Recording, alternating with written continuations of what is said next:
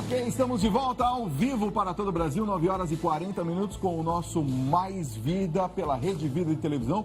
E agora é hora de presentear você que mandou o seu vídeo pra gente assistindo o nosso programa, né, Dani? É, isso mesmo, Fábio. Na segunda-feira, o cantor Alisson Castro veio ao programa e deixou de presente 4 CDs. O Newton Costa Oliveira de São Paulo e a Constância Melo de Carvalho de Souza, de Flores da Cunha, Rio Grande do Sul, mandaram vídeos pra gente e ganharam esses presentes. Vamos ver? Boa noite, Fábio. Boa noite, Dani. Sou o Nilton aqui de São Paulo. Sou mega fã de vocês. E o tema do programa hoje é um tema que eu adoro, que é o voluntariado. Eu gostaria que todos se colocassem um no lugar do outro e já aproveito o tema para pedir um tema para vocês aí pro programa, para falar sobre o cadastro de medula óssea, doação de sangue e plaquetas. Ok? Muito obrigado e boa noite a todos. Boa noite, Fábio. Somos aqui do Rio Grande do Sul, Flores da Cunha, próximo de Caxias. Muito bom. A gente gosta muito do teu programa, tá muito bonito. Faz tempo que a gente assiste o teu programa, tá? Um abração pra vocês aí. Ai, que Bonitinhos. lindinhos, ó. Beijos pra Beijos vocês. a todos vocês que mandaram os vídeos na segunda-feira.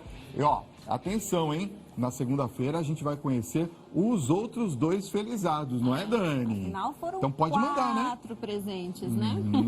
É isso mesmo. Então continue participando, mandando a sua mensagem pra gente, mandando seu vídeo também aí, assistindo o programa, a sua mensagem pelo nosso WhatsApp, tá? O DDD é 11, o número tá aqui, 950 33 6870.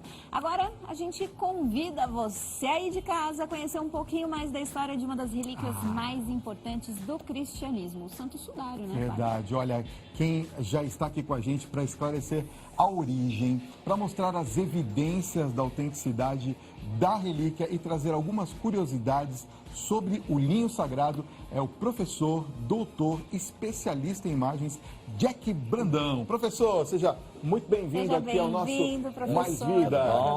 Seja bem-vindo, viu? Eu agradeço mais uma vez estar aqui com vocês. Olha, com um tema realmente impactante para todos nós, porque é a principal relíquia, podemos dizer assim, do catolicismo? Bom, há muitas relíquias, nós podemos dizer assim, na igreja, e o sudário, acima de todas, para mim, de modo especial, que estudo o sudário há muitos anos, não há como negar. Porque quando nós trabalhamos a questão da relíquia, nós temos que lembrar o seguinte, de modo especial, na Idade Média, por exemplo, vamos imaginar a ida da mãe de Constantino a Jerusalém, Santa Mônica. Então, ela encontrou a cruz de Cristo, segundo ela acreditava, encontrou os pregos e levou para Constantinopla. Então, o que acontece? A partir dessa cruz verdadeira, por exemplo, várias outras cruzes foram criadas. Como assim? Para o homem medieval, bastava muitas vezes o próprio contato. O contato de uma madeira qualquer com a relíquia transformava de uma forma miraculosa essa madeira, esse objeto, em algo sagrado.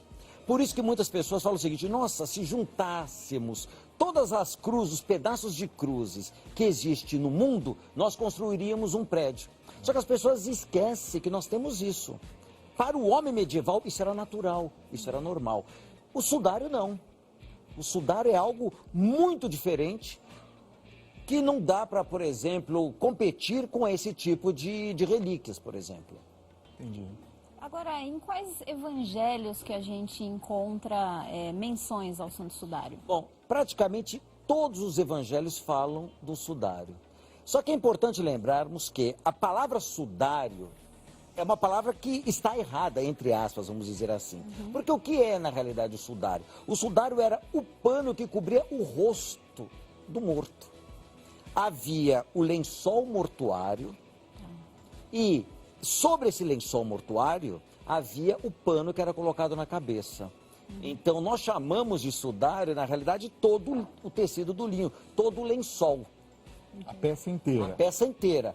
Tanto que o sudário realmente, que nós acreditamos que seja de Cristo também, está na cidade de Oviedo, que é um sudário que as marcas de sangue do sudário de Oviedo batem com o sangue do sudário de Turim. Entendi. Agora, nós temos também muitas situações científicas que foram utilizadas, muitos procedimentos para se provar que este sudário é real.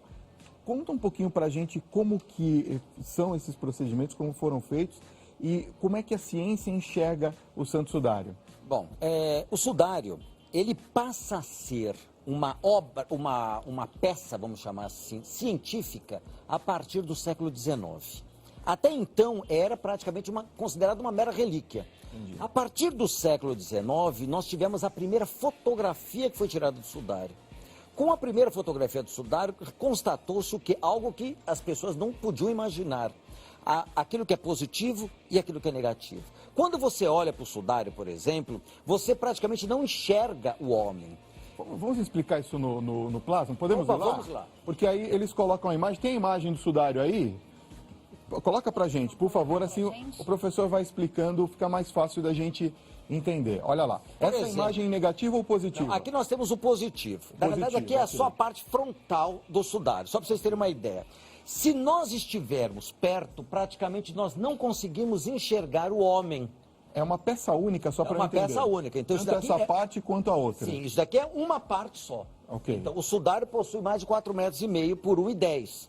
Então, por exemplo, quando foi tirada a foto, o homem, o rosto, ele aparece. Então, começa por aí, o sudário deixa de ser uma mera relíquia e passa a ser um objeto de estudo científico. Por exemplo, na década de 30, houve o Dr. Pierre Barbet, foi um grande estudioso, era um cirurgião, aí ele começa a analisar o sudário a partir da fisiologia do corpo deste homem. E surgiram outras pesquisas mais para frente. Tem a carbono 14, não é isso? Exatamente. Em 78, nós tivemos o teste de carbono 14. O teste de carbono 14, por exemplo, ele deu que o sudário é falso.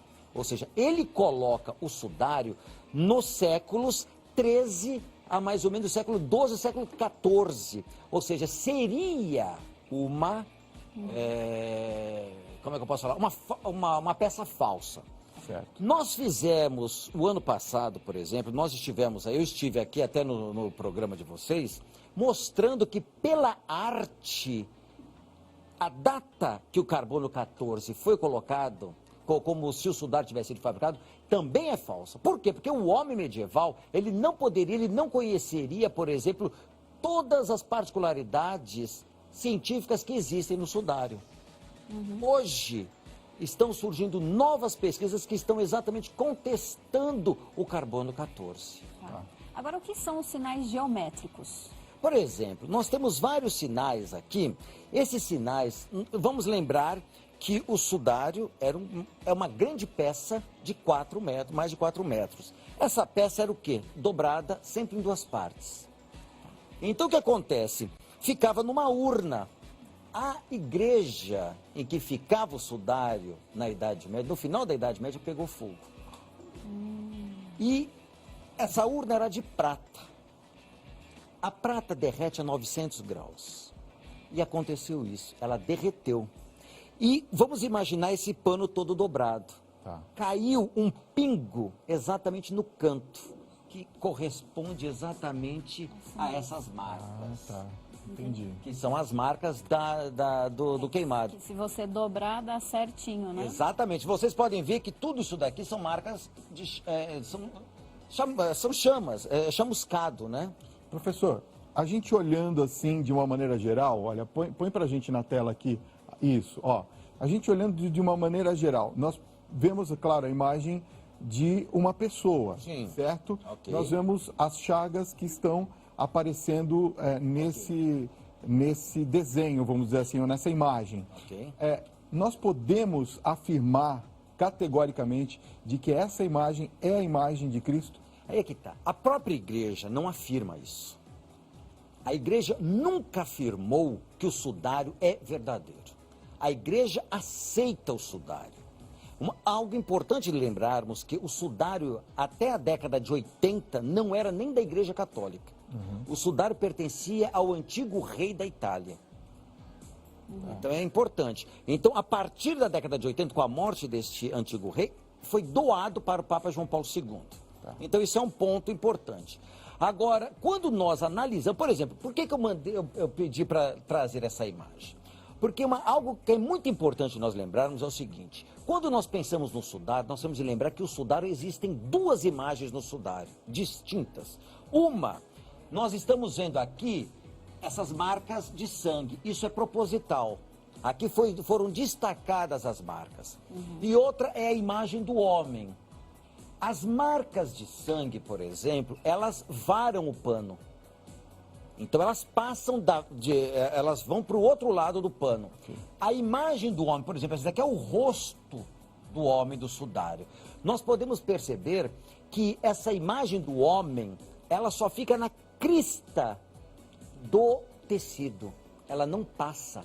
Como essa imagem ficou impregnada aí? Não se sabe. Aí é que tá. Em 1978, desculpe, eu falei errado anteriormente, carbono 14 foi em 88. 88. Em 1978, houve um grande experimento de vários cientistas dos Estados Unidos, de modo especial, chamado STURP. E eles provaram, primeiro, que o sangue é verdadeiro, é sangue humano, existe hemoglobina no sangue. Segundo, que nós temos a imagem não vara para o outro lado. E eles não entenderam, não conseguiram descobrir o porquê da imagem do homem. Agora, quais as evidências aqui no Santo Sudário que comprovam que Jesus foi crucificado? Como que pode se dizer, olhando essa imagem, que isso realmente aconteceu? Muito bom, é uma pergunta muito interessante. Primeiro, aqui é a marca, aqui nós temos as mãos. Tá. Esta marca, de modo especial, é o cravo. Nós temos de lembrar uma coisa que é muito importante, que nós esquecemos quando nós pensamos na própria questão da crucificação.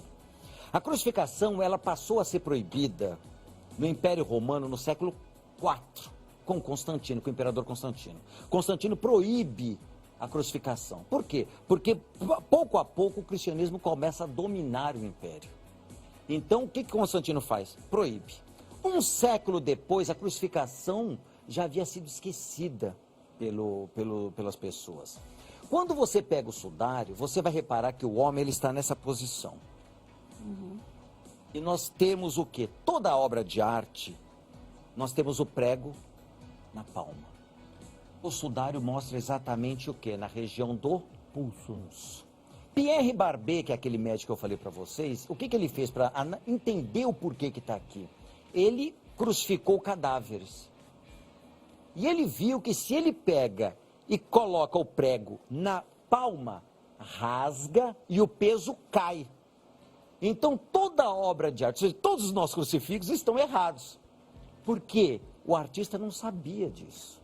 Mas o sudário mostra exatamente isso. Ou seja, só no século XX é que os cientistas foram ver, opa, é aqui.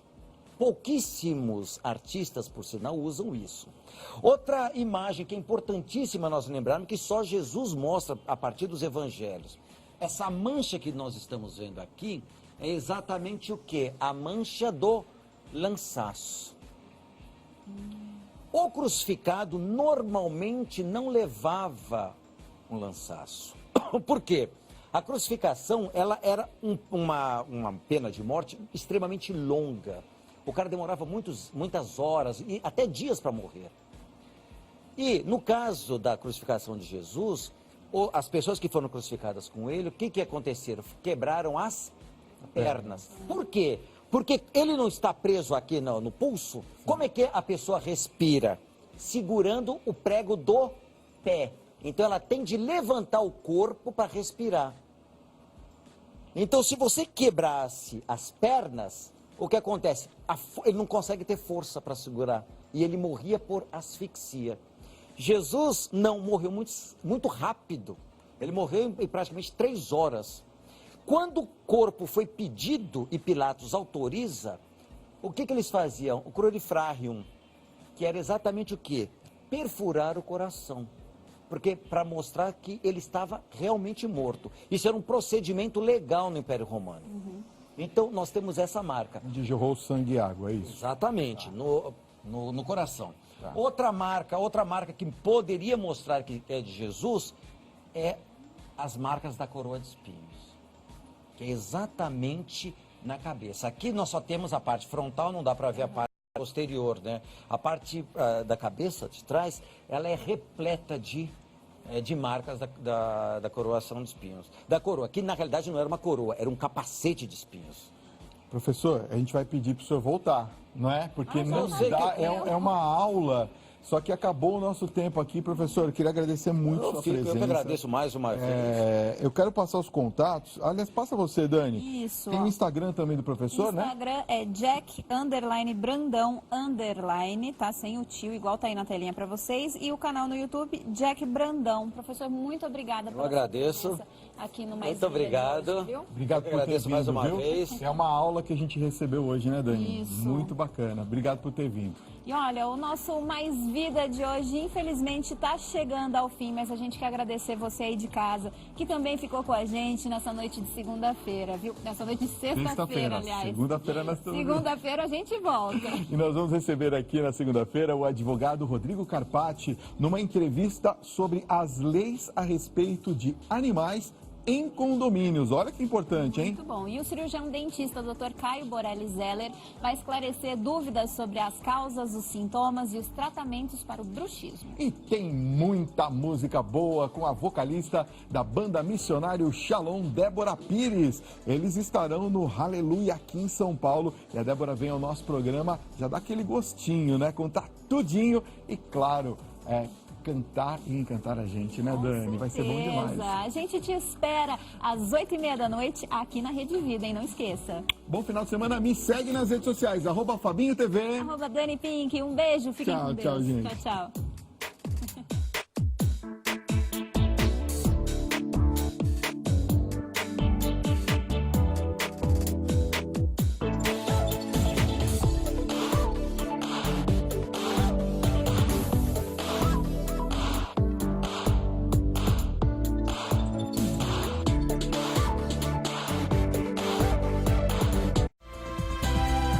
A seguir, Arena Brasil.